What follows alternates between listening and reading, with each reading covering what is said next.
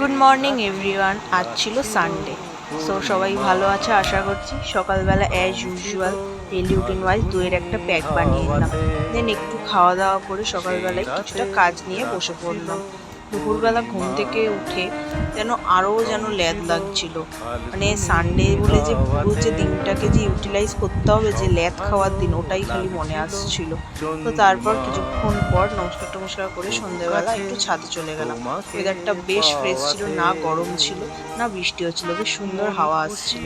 ছাদে গিয়ে কিছুটা টাইম কাটিয়ে, এমনি দিন তো আর সময় হয় না ছাদে ওঠার, তো এই রবিবারটাই ছাদে উঠে একটু হাঁটাহাঁটি করে একটু সময় কাটিয়ে হাওয়া খেতে খেতে পেট ভরিয়ে তারপরে গিয়ে এক জায়গায় একটু বসলাম। দেখো আমার ওই ছাগলটা সারাদিন খালি চড়ে বেড়াচ্ছে, হ্যাঁ মানে আমার ভাই। তো তারপর নিচে নেমে কিছুটা রেডি হয়ে চলে গেলাম বাজারের উদ্দেশ্যে। কিছু জিনিস আনার ছিল ফাদার্স ডে উপলক্ষে। চলে গেলাম কাছের স্মার্ট পয়েন্টে, ওখানে গিয়ে কিছুক্ষণ ঘোরাঘুরি করে ফাইনালি আমি জিনিসগুলো পেলাম, হ্যাঁ বাবার জন্য স্পেশাল। তো চলো। রং ছিল ফাল্গুনি হাওয়াতে। জিনিসগুলো বাড়িতে এনে সবাইকে দেখিয়ে, মানে বাবা বা মা ভাই সবাইকে দেখি, তাদেরও খুব পছন্দ হলো।